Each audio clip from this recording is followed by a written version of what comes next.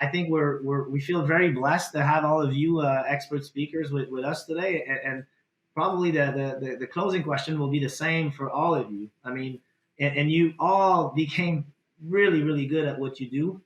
We all share the same passion for water. So maybe the last question would be, what would you tell others, to inspire them to work, invest, and care for a greater water industry future? And it's a broad question, but I'd certainly like to hear you guys on that, and probably on this closing comments, we'll go with ladies first. Deborah, would you like to take a shot? Sure. I guess the thing I would say is let's keep inside the industry doing everything that we can to make this sector exciting. We want to get young people to come work for the water industry. I fell into water by accident, and when I was over 20 years ago, when I was first starting out in the investment world, and I've never left the water sector. I love it. It's been a great career, but not enough people know about it. The U.S. Water Alliance said recently that I think it's 3 million water workers are going to need to be replaced over the next decade because so many are retiring. And we've talked about labor challenges already. Labor challenges are going to only get much greater. I think one of the most successful things that we can do in the industry is to make this be the place where people want to work, not Google, not big fancy technology companies, but come work for water. I think that's the biggest message that we can give. And I've certainly encouraged my kids to work for water. I have one that does work in the sector, and I think that's where we need to go.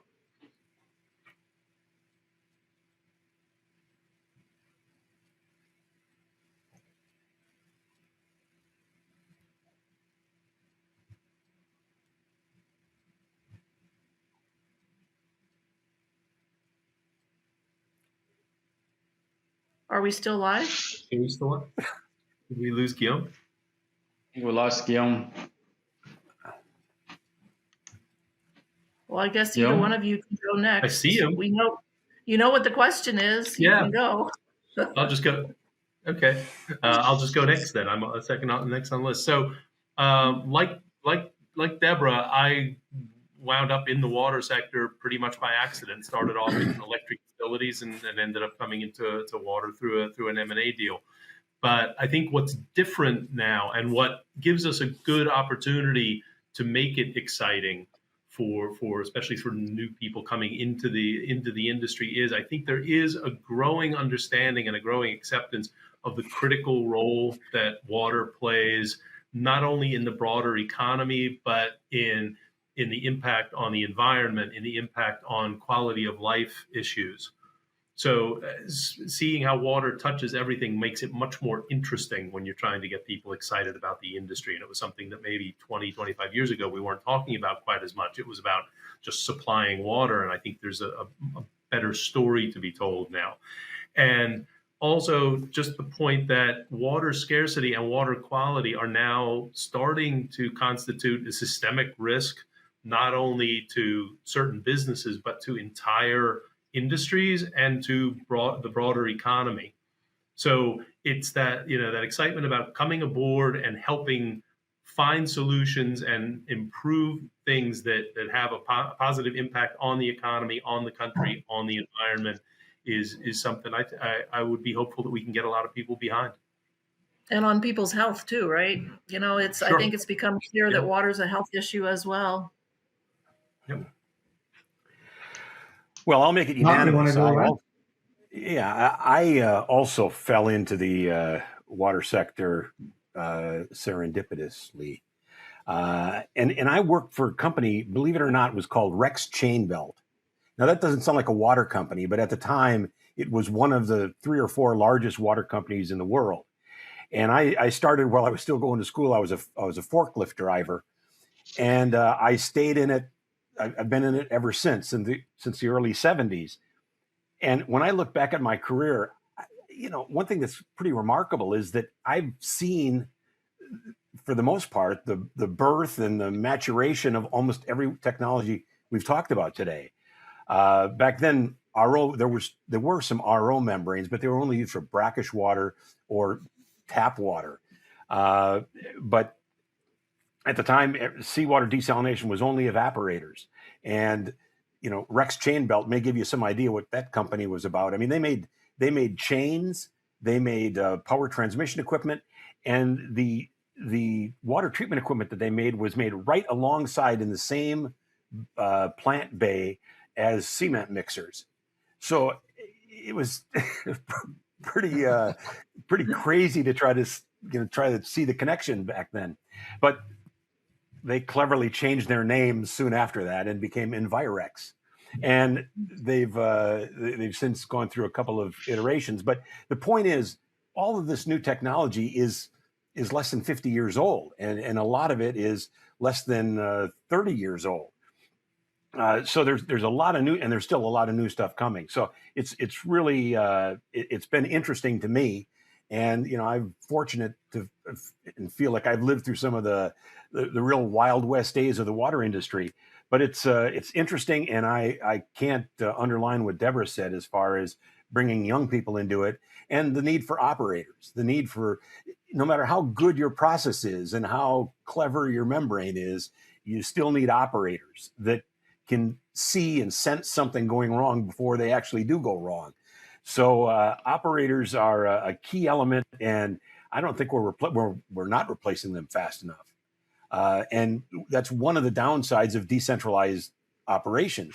You have to have the right analytics, you have to have the right operators, so that in all these small little plants, you're able to make sure that you're producing the quality of water that people expect. Well said. Fred, your last closing comments, please. Well, I mean, obviously, truly excited and to feel the endorsement that you give towards the water industry is just terrific, with all the experience that you have and what you went through. But to me, when I was 25 years old, 22 years ago or so, it was obvious to me. And at that time, there was some drivers, but since the beginning, water was not a trend for me, but a necessity.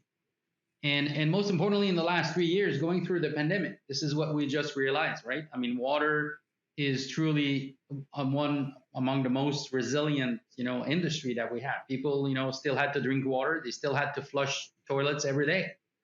So for us in H2O, what we have built through these years is a very unique business model. I mean, first relying on an amazing team of 950 employees, super talented, motivated, passion for water. And this is what we intend to continue growing.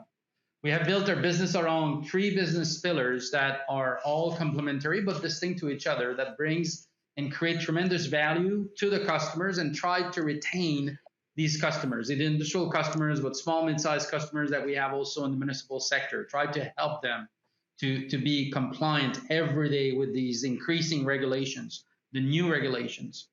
And through this, I mean, what we realize is that the uniqueness of our business model, relying on 87% of recurrent revenues, makes us even more stronger financially, allowing us to fuel additional acquisitions and further grow the business. So I think we have put together all the right ingredients. I am truly excited about the future. I see many opportunities that we'll continue to embrace. And yes, there will be challenges. And yes, we'll have to cope with these challenging topics related to labor market, how we're going to replace these operators, how we're going to continue serving the industry. But again, the technologies are out there. It's a matter of now putting it together and try to help the customer through this transition about the new Water 2.0 that we're trying to create. Thank you for that, Fred. So that brings us to our conclusion. One more time, I want to thank our panelists, Deborah, Tom, Bill, Frederick. Thank you so much for your valuable time. It's incredible the chance we have to have experts of your level that allow to share an hour of your brain power with us and our investor base. Thank you so much. H2O will be giving donations to the charity of your choice for your contribution today. So one more time, thank you again. It was an exciting time, and you have a great World Water Day. Thank you.